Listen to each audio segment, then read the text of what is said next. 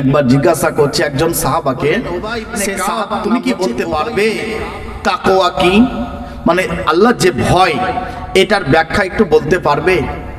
তো উবাই ইবনে কাব রাদিয়াল্লাহু আনহু হযরতে ওমর রাদিয়াল্লাহু আনহুকে বললেন, হে আমিরুল মুমিনিন, হে আমাদের খলিফা, আপনি কি কোনো কাটা রাস্তায় যাতায়াত করেছেন? মানে যেদিকে শুধু কাটা আর কাটা। বলে হ্যাঁ গিয়েছি। বলে আপনি কিভাবে পার হয়েছেন একটু বলবেন? বলে হ্যাঁ বলছি। বলে আমার জামাটাকে আমি চেপে ধরেছি, আমার যেন জামাতে বা পায়ে যেন কোনো কাটা না ঢোকে, আমি পাটাকে একটু দূরে দূরে ফেলছিলাম যেন আমার পায়ে যেন কোনো কাটা যেন না ঢোকে। বললে এটাই তো তাকওয়া, এটাই তাকওয়া, এটাই আল্লাহর ভয়। আপনি দুনিয়াতে এমন ভাবে চলুন যেন দুনিয়ার কোনো পাপ যেন আপনাকে স্পর্শ না করতে পারে। ধরেন আপনার হাতে ধরেন মদের বোতল আছে, আপনাকে বলছি না মদ্যপান করেন, কিন্তু উদাহরণ দিয়ে বোঝাচ্ছি। হয়তো আপনার হাতে মদের বোতল আছে, আপনি হয়তো মদ্যপান করতে যাবেন, তো আপনি দেখলেন দুনিয়ার কোনো মানুষ আমাকে দেখছে না, কিন্তু আমার আল্লাহ আমাকে দেখছে। এটাই তাকওয়া, এটাই আল্লাহর ভয়। হয়তো একটা সুন্দরী নারী আপনাকে খারাপ কাজের জন্য সুযোগ দিয়েছে, আপনি মনে করলেন কেউ নেই, কেউ দেখছে না, কিন্তু আমার আল্লাহ আমাকে দেখছে। এটাই তাকওয়া। যার যত তাকওয়া আল্লাহর কাছে সে সবচাইতে শ্রেষ্ঠ। আমরা মনে করি দুনিয়াতে যা টাকা বেশি তার মর্যাদা আল্লাহর কাছে বেশি না ভাই। ইসলামে কালো সাদা গরিব ধনী এটা ইসলামে কোনো যায় আসে না। ইসলামে সবচাইতে মূল্য, সবচাইতে তাকওয়াবান যার অন্তরে তাকওয়া বেশি তার মর্যাদা ইসলামে আল্লাহর কাছে সবচাইতে বেশি। কেননা আপনারা জানেন হযরতে বিলাল রাদিয়াল্লাহু আনহু তিনি দেখতে কালো ছিলেন, তিনি কুৎসিত, এত দেখতে কালো ছিল, তার ঠোঁটটা ছিল মোটা, তিনি একজন হাবশি গোলাম, কিন্তু তিনি অশিক্ষিত ছিলেন, কিন্তু তিনি তাকওয়াবান ছিলেন এত। আল্লাহ রাসূল সাল্লাল্লাহু আলাইহি সাল্লাম বললেন, বিলাল তুমি কি এমন আমল করো যে তোমার জুতার শব্দ আমি আল্লাহর আরশে পেয়েছি। বলুন সুবহানাল্লাহ। তার মানে যার যত তাকওয়া, যার যত আল্লাহর ভয় বেশি অন্তরে, আল্লাহর কাছে সবচাইতে শ্রেষ্ঠ সেই ব্যক্তি, এবং শ্রেষ্ঠ সেই ব্যক্তি যার আখলাক, যার ব্যবহার, যার কথাবার্তা ভালো, আল্লাহর কাছে সবচাইতে শ্রেষ্ঠ। তো আমরা কারোর সঙ্গে খারাপ ব্যবহার করব না। আর একটু বলবো জি, আচ্ছা জি জি ঠিক আছে, 5 মিনিট নাকি? আচ্ছা ঠিক আছে, আর 5 মিনিটের মতো সময় জি। তো যা হোক, অনেক সময় দিয়েছেন আমাদের মৌলানা সাহেব। তো আপনাদের সামনে 5 মিনিটের মতো বলছি, আমার বক্তব্য শেষের দিকে টানছি। এমনিতে ঠান্ডা, প্রচণ্ড ঠান্ডা পড়েছে, আপনারা অনেকক্ষণ থেকে বসে আছেন। তো দুনিয়া জীবন ধোঁকা, আজ চলছে কাল চলবে না, আজ আল্লাহ রেখেছে কালকে রাখবে না।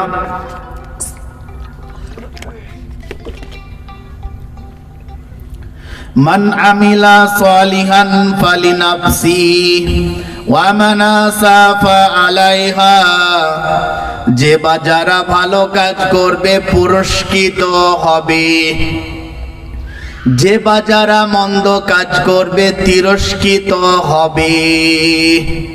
যে বা যারা, আপনি যদি ভালো কাজ করেন তার প্রতিফল পাবেন, আপনি খারাপ কাজ করলে তার প্রতিফল আপনাকে ভোগ করতে হবে। কিরামান কাতিবিন, কিরামান মানে সম্মানীয়, কাতিবিন মানে লেখক। আল্লাহ বলছে দুজন সম্মানীয় ফেরেশতা তোমাদের কাছে নিযুক্ত করে রেখেছি, তারা সবকিছু লিখে রাখছে।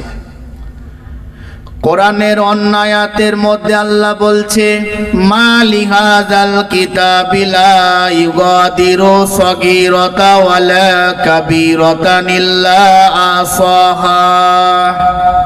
মায়েরা, বোনেরা, বাপজিরা যারা এসেছি একটু মন দিয়ে শুনি, দেওবান্দি বেরেলি আমরা তারা করে কোনো কাজ হবে না।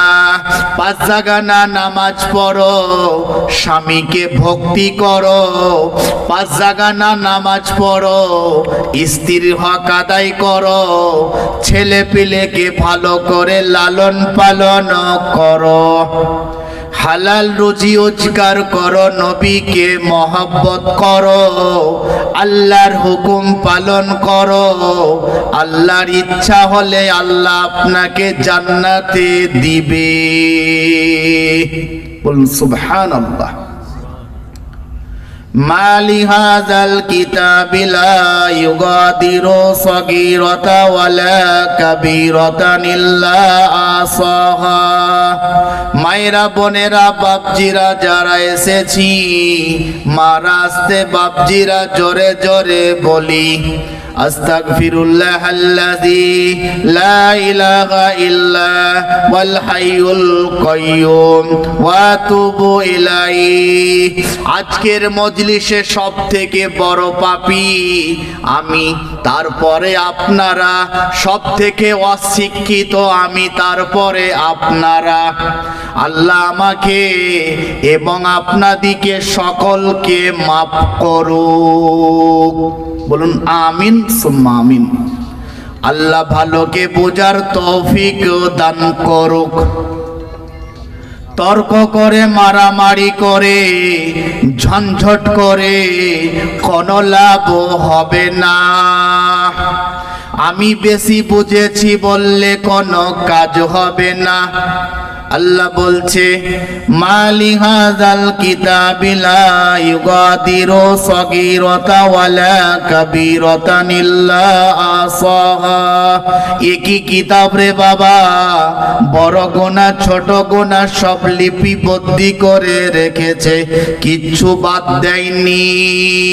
বে বলেছে সেটাও লিখেছে, শালা বলেছে সেটাও লিখেছে, অন্যায় করে লাঠি বের করেছে সেটাও লিখেছে। কিয়ামতের দিনে যে ছাগলের শিং ছিল আর যা শিং ছিল না তাকে শিং দেয়া হবে। শিঙালা ছাগলকে মেরে শোধলাও। তার মানে ছাগল মেরে শোধলে লয়। যার গায়ে বল আছে, যার গায়ে বল নাই, হাত তুলেছ। কিয়ামতের দিনে বলা হবে তুমি তাকে মেরে শোধলাও। তুমি যদি হাত তুলতে না পারো, নেকি কেটে শোধ করা হবে। কিয়ামতের দিনে আল্লাহ বর্ণনা দিবে। তো দুনিয়ার জীবন ধোঁকা।